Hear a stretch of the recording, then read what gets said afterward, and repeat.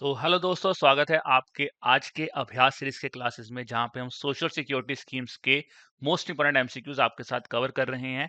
और ये अभी हमारा थर्ड पार्ट है। दोस्तों, पिछले 2 हफ्तों में हमने इंपॉर्टेंट स्कीम्स डिस्कस की हैं। मिनिस्ट्री ऑफ अगर मैं बात करूं मिनिस्ट्री ऑफ फाइनेंस से हमने कुछ प्रोमिनेंट स्कीम्स डिस्कस की हैं। इसके अलावा हमने पेंशन स्कीम के रिगार्डिंग कुछ प्रोमिनेंट स्कीम्स आपके साथ डिस्कस की हैं।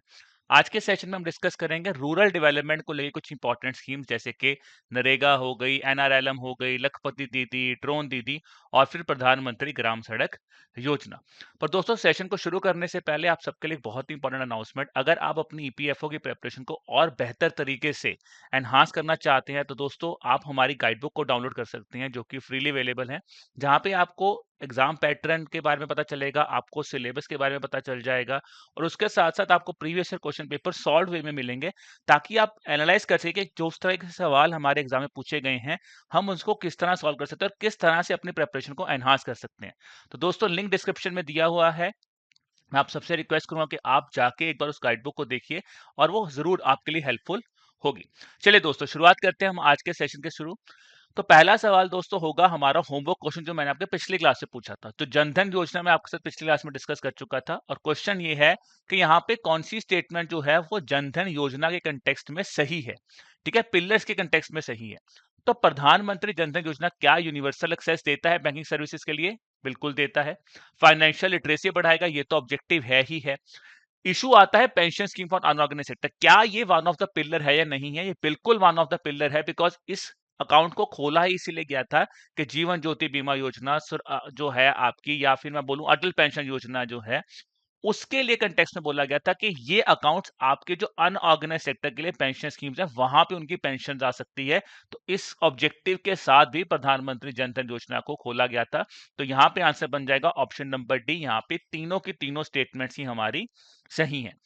आज शुरुआत करते हैं दोस्तों हमारी पहली scheme, Mahatma Gandhi national rural employment guarantee scheme, या फिर Mahatma Gandhi national rural employment guarantee act. दोनों के नाम सिमिलर हैं। क्वेश्चन आता है कि यहाँ पे कौन सी स्टेटमेंट सही है। देखिए, क्वेश्चन है कि the ways component and material cost under the scheme is fully born by the central government. तो क्या ये सारी की सारी कॉस्ट जो है वो सेंट्रल गवर्नमेंट बॉर्न कर रही है? जॉब आपको 30 डेज के बीच बीच में मिलनी चाहिए, कि 30 डेज होते हैं, 15 दिन होते हैं, ये आपको मुझे बताना है। फिर बोला गया कि at least 1/3 of the beneficiary must be women. तो बताइए यहाँ पे कौन सी स्टेटमेंट जो है दोस्तों हमारी करेक्ट है in context of the Mahatma Gandhi national rural employment guarantee scheme here. ठीक है जी। चलिए दोस्तों, तो अगर मैं बात करूं यहाँ पे, तो दोस्तों यहाँ पे हमारी ऑप्शन नंबर डी 1 और 3 स्टेटमेंट सही है, बिकॉज जॉब आपको 30 दिन के अंदर अंदर नहीं, 15 दिन के अंदर अंदर आपको प्रोवाइड करनी होती है by the government of India. मैं बात करूं Mahatma Gandhi national rural employment guarantee scheme की, तो दोस्तों ये स्कीम जो है मिनिस्ट्री ऑफ रूरल डेवलपमेंट के अंदर आती है। ऑब्जेक्टिव क्या है कि जो लोग अनस्किल्ड हैं, ठीक है, ग्राम सभा के मेंबर हैं और 18 साल से ऊपर उनकी एज है, 18+ ईयर एज है, और वो वॉलंटरीली चाहते हैं कि हम इस एक जॉब करना चाहते हैं, तो उनको गवर्नमेंट यहाँ पे क्या करती है, 100 डेज की गारंटेड जॉब जो है वो प्रोवाइड करती है। इसलिए हमने Mahatma Gandhi national rural employment guarantee scheme जो है वो लॉन्च की थी। यहाँ पे मटेरियल कॉस्ट और वेज कॉस्ट वाला जो कंपोनेंट है वो सेंट्रल गवर्नमेंट बेयर करती है, जबकि जो आपका अनएम्प्लॉयमेंट अलाउंस वाला जो कंसेप्ट है वो कौन बेयर करता है? वो बेयर करता है आपका स्टेट गवर्नमेंट। ठीक है, तो ये आपको यहाँ पे याद रखना है। अब बात करते हैं हमारा दूसरा सवाल, जो कि फिर Mahatma Gandhi national rural employment guarantee scheme के ऊपर ही है। क्वेश्चन है, कॉन्ट्रैक्टर्स और machineries are not allowed for any kind of work under the scheme here. Wage payment is made on a monthly basis with a delay compensation beyond 10 days. तीसरा है कि आधार based attendance जो है वो mandatory कर दी गई है 2024 के बाद। तो बताइए यहाँ पे कौन सी स्टेटमेंट सही है? अब देखिए दोस्तों, यहाँ पे पहली स्टेटमेंट जो है कि कॉन्ट्रैक्टर्स और मशीनरीज आर नॉट अलाउड, ये बिल्कुल सही है। इसका ऑप्शन जो मैंने आपको अभी बताया था कि यार ये अनस्किल्ड लोगों के लिए, तो यहाँ पे कोई मशीनरी वर्क नहीं है, यहाँ पे अनस्किल्ड लोगों के लिए। जैसे अगर आप बोलोगे कंस्ट्रक्शन साइट है, कंस्ट्रक्शन साइट पे काम होता है ना, कि यार ईंटें उठानी है, प्लस्तर वगैरह का काम करना है, तो वो काम यहाँ पे इंक्लूड किया जाता है। ठीक है जी। और वेज पेमेंट जो है वो कंपनसेशन 10 दिन के बाद नहीं, 16th डे से स्टार्ट होती है। 15 डेज के बीच में तो आपको जॉब ही देनी है उन्होंने। अगर 15 दिन में जॉब नहीं मिलती है, तो 16th डे से आपको अनएम्प्लॉयमेंट अलाउंस जो है वो प्रोवाइड करना जो है गवर्नमेंट देना स्टार्ट कर दी है। अब यहाँ पे 2-3 चीजें एडिशनल याद रखना in context of the scheme here, कि यहाँ पे आपको जो जॉब है वो 5 किलोमीटर रेडियस के बीच बीच में देनी है। अगर नहीं दे पाते तो गवर्नमेंट आपको एडिशनल कंपेंसेशन यहाँ पे देगा। अगर कोई ड्रॉट आता है दोस्तों तो 50 डेज एडिशनल, यानी कि उस केस में आपको 150 दिन की जॉब मिलेगी अगर कहीं पे सूखा पड़ता है। अगर स्वच्छ भारत मिशन ग्रामीण के अंतर्गत आप कंस्ट्रक्शन ऑफ टॉयलेट्स के लिए काम करते तो आपको 230 दिन का काम जो है यहाँ पे दिया जाता है।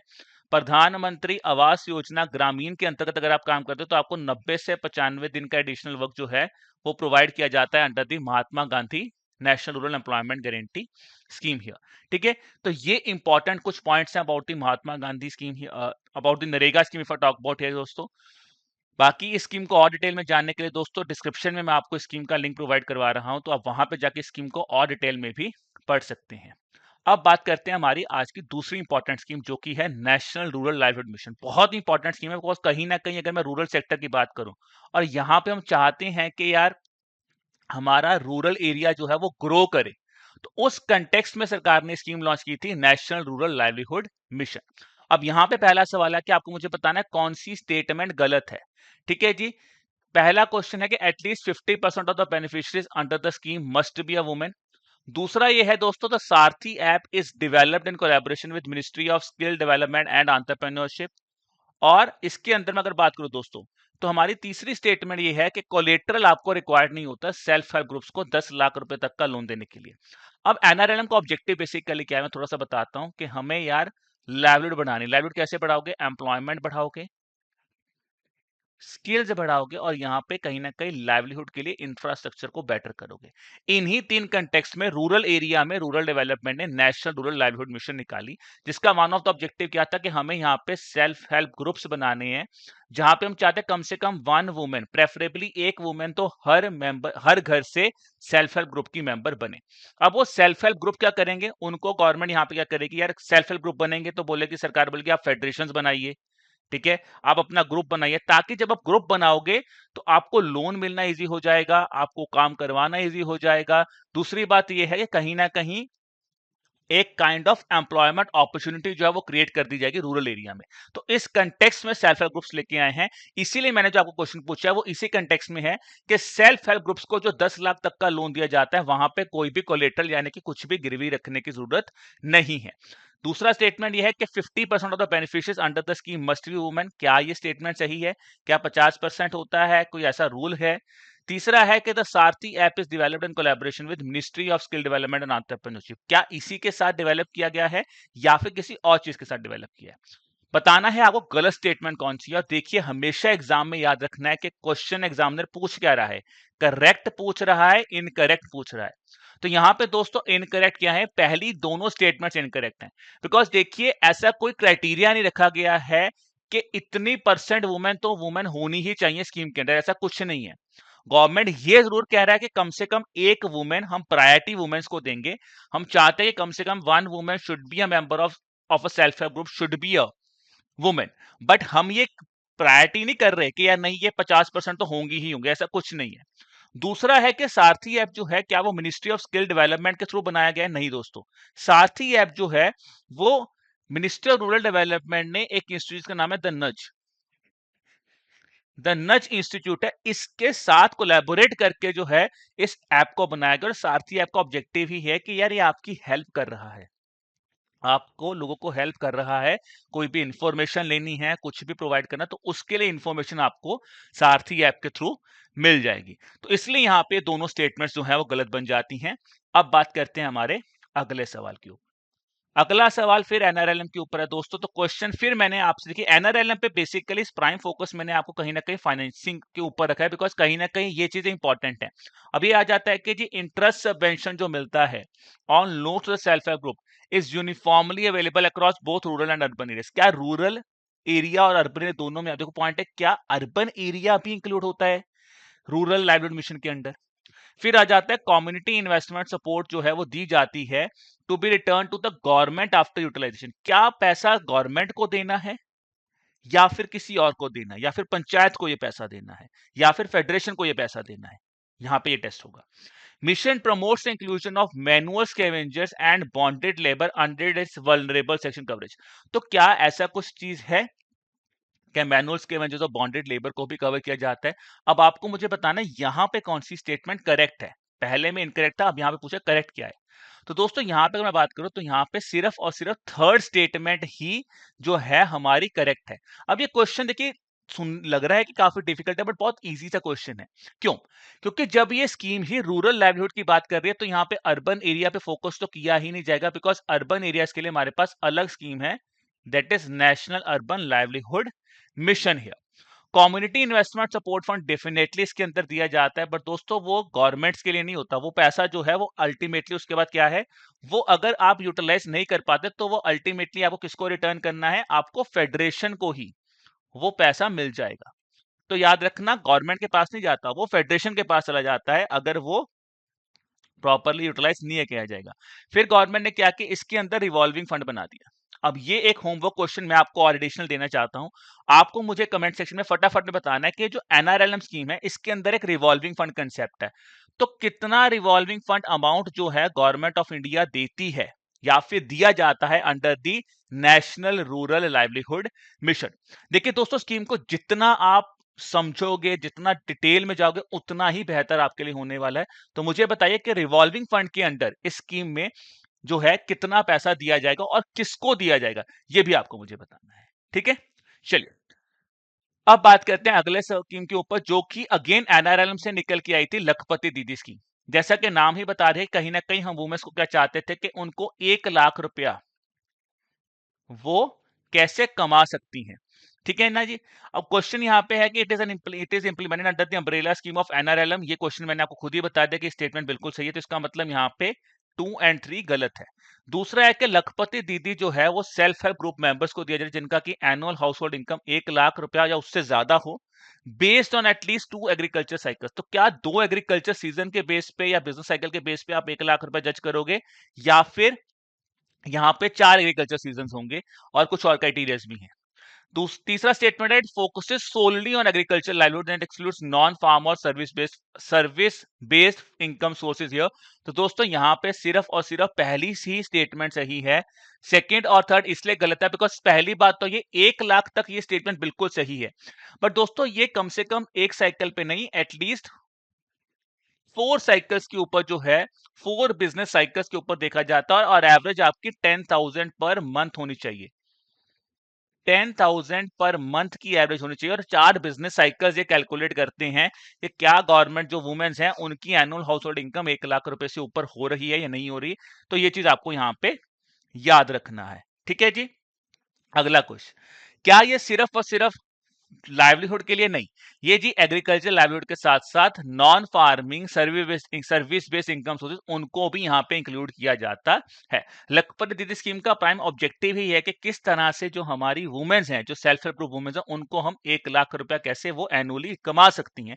ये प्राइम ऑब्जेक्टिव के साथ ये स्कीम जो है इसको लॉन्च किया गया था। ठीक है जी। अगली स्कीम आती है दोस्तों ड्रोन दीदी, ये भी एनआरएलएम के अंदर ही लॉन्च की गई थी। ये विद रिस्पेक्ट टू ड्रोन्स है। ठीक है, आपको पता होगा कि इस टाइम पे ड्रोन्स तो बहुत ही ज्यादा न्यूज में चल रहे हैं, जब से ये इंडिया पाकिस्तान वॉर स्टार्ट हुआ है, तो हमें पता है कि ये ड्रोन दीदी प्रोग्राम जो है दोस्तों, मतलब ड्रोन्स काफी ज्यादा न्यूज में है।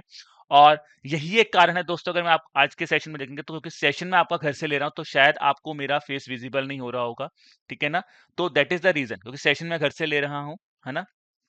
पर मैं उम्मीद कर रहा हूं कि आपको वॉइस और बाकी सारी चीजें जो है प्रॉपरली यहाँ पे सेशन में प्रॉपरली मिल रही होंगी। ठीक है जी। अब क्वेश्चन है कि which of the following statements are incorrect. यहाँ पे भी यही पूछा गया कि कौन सी स्टेटमेंट गलत है यार ड्रोन दीदी के कंसेप्ट में। It targets to provide sustainable business and livelihood support to earn additional income of at least ₹50,000 per annum. भाई सिंपल बात है, क्या 50,000 रुपए से ज्यादा एडिशनल इनकम प्रोवाइड करने की बात कर रहा है, या 1 लाख से ज्यादा की प्रोवाइड कर रहा है, ये पता करना है। Scheme targets to provide sustainable business and livelihood support to 10,000। क्या ये 10,000 सेल्फ हेल्प ग्रुप्स की बात कर रहा है या उनसे ज्यादा की बात कर रहा है। जितने भी ड्रोन्स आपने टारगेट किए हैं, बोला गया कि उनमें से पहले 1000 ड्रोन्स जो हैं वो लीड फर्टिलाइजर कंपनीज जो है वो प्रोक्योर करेंगी।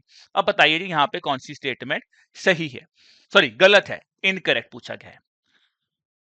तो दोस्तों देखिए, ये तो छोटे छोटे स्कीम्स है ना, नमो दीदी, ड्रोन दीदी, जैसे को नमो ड्रोन दीदी स्कीम को बोला जाता है, लखपति दीदी स्कीम हो गई यार, ये स्कीम्स हमें छोड़नी है, बिकॉज ये स्कीम्स रिसेंटली गवर्नमेंट ने अनवील की और कहीं ना कहीं इनका ऑब्जेक्टिव बड़ा है, तो इसलिए ये स्कीम्स भी उतनी ही इंपॉर्टेंट है जितनी की एनआरएलएम है। ओके, चलिए जी। तो यहाँ पे दोस्तों मैं बात करूं, यहाँ पे तीनों की तीनों स्टेटमेंट ही गलत है। कैसे? जो टारगेट है वो 50,000 रुपए पर एनम नहीं, it is 1 lakh per annum. Scheme का टारगेट है कि हमें 10,000 नहीं, हमें 15,000 सेल्फ हेल्प ग्रुप्स जो वुमेन्स हैं उनको हमें यहाँ पे जो है एक लाइवलीहुड प्रोवाइड करना है। और 1,000 ड्रोन नहीं है दोस्तों, आउट ऑफ दिस 500 ड्रोन जो है वो प्रोक्योर कौन करेगा, वो प्रोक्योर करेगी आपकी लीड फर्टिलाइजर कंपनी है। ठीक है जी, तो ये चीज आपको दोस्तों यहाँ पे याद रखनी है। चलिए अब बात करते हैं अगला क्वेश्चन ड्रोन दीदी स्कीम के ऊपर ही, ठीक है ना, कि सेंट्रल फाइनेंशियल असिस्टेंस जो है आपको दी जाएगी 90% of the cost of drone and accessories, ठीक है ना, up to a maximum of rupees 8 lakh will be provided here. The balance amount जो बचेगा, ठीक है जी, can be taken as a loan under the national agriculture infrastructure financing facility with interest subvention at the rate of 3%। क्या 3% में मिल जाएगा? फिर है कि जो भी क्वालिफाइड वुमेन मेंबर होंगी, सबसे पहले वो 18 साल से और उनसे ऊपर उनकी एज होनी चाहिए, ठीक है ना, उनको 15 दिन की ट्रेनिंग के बेस पे सिलेक्ट किया जाएगा, जिसमें से 5 दिन की उनकी मैंडेटरी ट्रेनिंग होगी ड्रोन पायलट के ऊपर, और 10 दिन की जो ट्रेनिंग है वो की जाएगी एग्रीकल्चर पर्पस के लिए, agriculture use of nutrient. Because ultimately आप करना क्या चाहते हो, आप इन ड्रोन्स को लड़ाई के लिए नहीं लेके जा रहे, आप इन ड्रोन्स को सब जो फर्टिलाइजर स्प्रे होते हैं, जो पेस्टिसाइड्स जो यूज होते हैं, उसको कैसे स्प्रे किया जा सकता है, उस कंटेक्स्ट में आप इस स्कीम को यूटिलाइज करना चाहते हो। तो बताइए दोस्तों यहाँ पे कौन सी स्टेटमेंट सही है ड्रोन दीदी स्कीम के ऊपर? तो यहाँ पे दोस्तों सेकंड और थर्ड स्टेटमेंट जो है वो सही है, फर्स्ट स्टेटमेंट गलत है, बिकॉज सेंट्रल फाइनेंशियल असिस्टेंस 90% नहीं, 80% ऑफ द प्रोजेक्ट कॉस्ट जो है वो दी जाएगी, जिसमें मैक्सिमम आपको 8 लाख रुपए दिया जाएगा। उसके एडिशनल में जो दोस्तों पैसा है वो आपकी सेंटर क्लस्टर लेवल फेडरेशन जो है वो पैसा निकलवा सकती हैं, वो पैसा लेंगी। और वो कहां से अरेंज करवा सकते हैं? वो नेशनल एग्री इंफ्रास्ट्रक्चर फाइनेंसिंग के अंदर, जहां पे उनको 3% का इंटरेस्ट सबवेंशन मिलेगा, वहां से वो लेके आ सकती हैं। ठीक है, तो ये याद रखना। उसके बाद जब मैं वुमेन्स की बात करूं दोस्तों, तो ऑब्वियसली 18 साल से अलग 18 साल से ऊपर की एज होनी चाहिए, ठीक है ना। और इंपॉर्टेंट पार्ट क्या है कि वन जो पहली वुमेन है उनको पायलट ट्रेनिंग दी जाएगी, जिसमें से 15 दिन की ट्रेनिंग होगी, 5 दिन की ड्रोन ट्रेनिंग और बाकी 10 दिन की आपकी एग्रीकल्चर यूज ऑफ न्यूट्रिएंट्स की ट्रेनिंग होगी। जो अदर मेंबर्स होंगे दोस्तों, उनको अब क्या किया जाएगा? क्या उनको छोड़ दिया जाएगा? नहीं, अदर मेंबर्स जो है दोस्तों, उनको बेसिकली यहाँ पे हम क्या करेंगे, अदर मेंबर्स को हम जो है दोस्तों रिपेयर की ट्रेनिंग हो गई, जो फिटिंग और मैकेनिकल वर्क्स होते हैं, फिटिंग जो है या फिर मैकेनिकल वर्क का जो काम होता है, उसकी ट्रेनिंग हम वहां पे उनको प्रोवाइड करेंगे। ठीक है, तो अगर मैं इस कंटेक्स्ट में बात करूं दोस्तों, तो हमारी सेकंड और थर्ड स्टेटमेंट यहां पे सही है और फर्स्ट स्टेटमेंट यहां पे गलत है। ठीक है, अगला सवाल है दोस्तों आपका प्रधानमंत्री ग्राम सड़क योजना के ऊपर। आपको मुझे बताना है, जैसे कि रिसेंटली सरकार ने 4th phase of Gram Sadak योजना जो है उसको अप्रूव किया है, उस कंटेक्स्ट में यहाँ पे कौन सी स्टेटमेंट सही है? पहला ऑब्जेक्टिव है, it aims to connect 25,000 villages with all weather roads. इसका ऑब्जेक्टिव है, इसके अंदर क्या है, जो ब्लैक रोड या ब्लैक टॉप या सीमेंट रोड्स हैं, ये परमिट करता है कि भाई आप ब्लैक टॉप या सीमेंट रोड्स बना सकते हो। फोकस स्कीम का क्या है कि अपग्रेड करना है urban roads in metropolitan cities, और ये सिर्फ नॉर्थ ईस्टर्न रीजन को ही कवर करेगा। तो यहाँ पे कौन सी स्टेटमेंट सही है वो आपको मुझे यहाँ पे बताना है दोस्तों। अगर मैं बात करूं तो दोस्तों यहाँ पे सिर्फ और सिर्फ पहली स्टेटमेंट जो है वो सही है, क्योंकि 25,000 एडिशनल किलोमीटर को आप ऐड कर रहे हो अंडर द ग्राम सड़क योजना, जो कि फेज 1, 2 और 3 में कवर नहीं हुई थी। उसके बाद यहां पे परमिट नहीं है, इट डज नॉट परमिट, कोई भी ब्लैक टॉप या सीमेंट रोड परमिट नहीं है इसके अंदर यार। इसके अंदर देखो, ग्राम सड़क योजना का मतलब क्या है, जो ग्रामीण क्षेत्र है वहां पे आप क्या कर रहे हो, एक रोड इंफ्रास्ट्रक्चर बना रहे हो। तो अगर आप अपने आसपास से ग्रामीण क्षेत्रों में भी देखोगे दोस्तों, तो अनकनेक्टेड एरियाज में रोड प्रोवाइड करने के लिए जो एक रोड्स बनाए जाते हैं, उसका काम है, वो स्कीम है प्रधानमंत्री ग्राम सड़क योजना। इसके अंदर कोई हाईवे नहीं बनेगा, कोई स्टेट हाईवे नहीं बनेगा, कोई नेशनल हाईवे नहीं बनेगा। सिंपल ऑब्जेक्टिव क्या है कि वन सिंगल रोड बनेगी, ठीक है ना। और ऑब्जेक्टिव यही है कि सिंगल रोड बना के आप जो मेजर हाईवेज हैं, नेशनल हाईवेज हैं, उनको कनेक्ट कर दीजिए। तो ये यहाँ पे प्राइम ऑब्जेक्टिव है। ठीक है जी, it covers focuses on urban roads नहीं जी, क्योंकि ग्राम सड़क योजना का ऑब्जेक्टिव सिंपल है कि ये ग्राम क्षेत्र की बात करता है, रूरल एरियाज की बात करता है, अर्बन एरियाज को यहाँ पे कवर नहीं किया जाएगा। फिर आ जाता है क्या ये नॉर्थ ईस्टर्न रीजन की बात कर? नहीं दोस्तों, ये नॉर्थ ईस्टर्न रीजन की बात नहीं कर रहा है, ये ओवरऑल इंडिया में 25,000 किलोमीटर की बात यहाँ पे कर रहा है। ठीक है जी, अगला सवाल आपसे फिर मुझे ग्राम सड़क योजना के ऊपर ही मैंने आपसे पूछा है, इसकी मेंटेनेंस और मॉनिटरिंग के ऊपर। तो national rural infrastructure development agency जो है वो रिस्पॉन्सिबल है एग्जीक्यूशन ऑफ ग्राम सड़क योजना के अंदर, और ये डायरेक्टली ग्राम पंचायत ही मैनेज कर रहा है। दूसरा है the e Marg software is implemented in all states for monitoring and maintenance of Gram Sadak Yojana. अब ये 10 साल के लिए, 10 साल आफ्टर कंप्लीशन ऑफ वर्क के लिए ये मॉनिटर करेगा। तीसरा है कि जो online management monitoring and accounting system है वो यूज किया जाता है as a mechanism for monitoring the construction of roads under the Gram Sadak Yojana. तो बताइए यहाँ पे कौन सी स्टेटमेंट सही है। अब दोस्तों अगर यहाँ पे आप बात करोगे तो यहाँ पे सिर्फ और सिर्फ थर्ड स्टेटमेंट जो है वो सही है। क्यों बाकी दोनों गलत है समझते हैं। देखिए ये स्टेटमेंट ना पार्शियली करेक्ट और पार्शियली इनकरेक्ट के फॉर्म में आता है। पार्शियली करेक्ट का मतलब क्या है, national rural infrastructure development agency जो नरीडा है वही एक्चुअल में एग्जीक्यूट करती है ग्राम सड़क योजना। यहाँ पे ग्राम पंचायत का रोल नहीं है, ना उनको कोई पैसा दिया जाता है, सिर्फ यही इसको एग्जीक्यूट करती है। और ये ग्राम पंचायत के कंटेक्स्ट में काम नहीं करती है, ये सीधा मिनिस्ट्री ऑफ रूरल डेवलपमेंट के साथ ही काम करती है। फिर जो दूसरी स्टेटमेंट है वो भी काफी हद तक पार्शियली करेक्ट है कि ई मार्क सॉफ्टवेयर का ऑब्जेक्टिव यही है कि मुझे उनको मॉनिटर करना है maintenance of the Gram Sadak योजना, पर 10 साल के लिए नहीं, 5 साल के लिए। 5 साल के लिए वो मॉनिटर करेंगे, 10 साल के लिए नहीं करेंगे। अगर हम ग्रामीण सड़क योजना की बात करें दोस्तों, या फिर ग्राम सड़क योजना की बात करते हैं, स्कीम रूरल डेवलपमेंट का ऑब्जेक्टिव है, ऑब्जेक्टिव यही था कि जहां पे भी यार रोड नहीं है, अनकनेक्टेड हैबिटेशंस हैं, वहां पे हम रोड प्रोवाइड कर सके। अब क्वेश्चन आता है कि अनकनेक्टेड हैबिटेशंस क्या होते हैं। अनकनेक्टेड हैबिटेशंस वो होते हैं जो कि एटलीस्ट 500 मीटर या फिर 500 मीटर या फिर 1.5 किलोमीटर के पाथ में हो, ठीक है ना, हिली एरियाज में, ठीक है, 500 मीटर या फिर 1.5 किलोमीटर इन हिली एरियाज के पाथ पे हो, ठीक है जी। और कम से कम अगर मैं बात करूं दोस्तों, यहाँ पे प्लेन एरिया में 500 लोग, वहां पे 500 लोग रहते हैं और हिली एरिया में 250 लोग रहते हैं। अगर वहां पे रोड नहीं है तो इंपॉर्टेंट क्या है, तो वहां पे रोड कनेक्टिविटी प्रोवाइड करने के लिए प्रधानमंत्री ग्राम सड़क योजना सरकार ने लॉन्च की थी, ठीक है जी। इनिशियली इसको लॉन्च किया गया था लेफ्ट विंग एक्सट्रीमिस्ट एरियाज के लिए, कि जो लेफ्ट विंग एक्सट्रीमिस्ट एरियाज है हम वहां पे जाएंगे। फिर आहिस्ता आहिस्ता क्या हुआ, सरकार ने इस रोड सिस्टम को बढ़ाया है, ठीक है। पहले लेफ्ट विंग एक्सट्रीमिस्ट है, फिर उसके बाद जो है हमने एग्जिस्टिंग रूरल नेटवर्क में 50,000 किलोमीटर की बढ़ोतरी कर दी। फिर सरकार ने बेसिकली क्या किया, सरकार ने लेटर ऑन स्टेज में आके बोला कि यार अब इनके अंदर हम हॉस्पिटल्स हैं वहां पे कनेक्टिविटी प्रोवाइड कर दीजिए। ऑब्जेक्टिव प्राइम यहाँ पे यही है ग्राम सड़क योजना के, जो रूरल एरियाज है उनको कैसे कनेक्टिविटी प्रोवाइड की जाए, इस ऑब्जेक्टिव स्कीम को लॉन्च किया गया था, ठीक है दोस्तों। तो ये थे हमारे आज के इंपॉर्टेंट क्वेश्चंस। बट सेशन को एंड करने से पहले अब दोस्तों आपके लिए एक होमवर्क क्वेश्चन मैं देके जा रहा हूं। लखपति दीदी के अंदर एक कृषि सखी कन्वर्जेंस प्रोग्राम जो है वो स्टार्ट किया गया था। आपको मुझे बताना है उस कंटेक्स्ट में, उस कृषि सखी प्रोग्राम के कंटेक्स्ट में यहाँ पे कौन सी स्टेटमेंट सही है। तो प्लीज मुझे कमेंट सेक्शन में बताइए कि इसका आंसर क्या है, ठीक है। और मैं उम्मीद भी कर रहा हूं कि आप कहीं ना कहीं जो भी प्रोमिनेंट स्कीम्स आपके prominent sectors of social security से रिलेट कर रहे हैं, वो अब आप उनको रिवाइज जो है और डिटेल में उनको पढ़ना स्टार्ट कर चुके हैं। बाकी दोस्तों सेशन को एंड करने से पहले इंपॉर्टेंट अनाउंसमेंट आप सबके लिए, और अगर आप अपने यूपीएससी, एपीएफसी या इस साल की ईपीएफओ को टारगेट कर रहे हैं, तो दोस्तों हम आपके लिए एक ही ऑब्जेक्टिव कि आप लोग सक्सेसफुल बने, उसके लिए हम आपको 3 डिफरेंट कोर्सेज के थ्रू हेल्प कर रहे हैं। अगर आप एक ऐसे एस्पिरेंट हैं जो कि यूपीएससी की प्रिपरेशन नहीं कर रहे हैं और आपको आइडिया नहीं कि किस तरह से यूपीएससी की प्रिपरेशन करनी है, तो आप एक कॉम्प्रिहेंसिव वे में तैयारी करना चाहते हैं, तो आप हमारे मास्टर कोर्स को यूटिलाइज कर सकते हैं दोस्तों, ठीक है। अगर आप एक यूपीएससी एस्पिरेंट हैं, आपने बाकी सारा यूपीएससी का जीएस पढ़ा हुआ है, आपका सीसेट कवर हो चुका है, बट आपको स्पेशल सब्जेक्ट्स लाइक यहाँ पे इंडस्ट्रियल रिलेशन आता है, सोशल सिक्योरिटी एक्ट है, वो आप नहीं पढ़ा, आपको लगता है मैंने नहीं किया, मुझे वो करना है, तो आप स्पेशल सब्जेक्ट कोर्स को भी सब्सक्राइब कर सकते हैं, जिसका लिंक आपको डिस्क्रिप्शन में आपको इनका मिल जाएगा।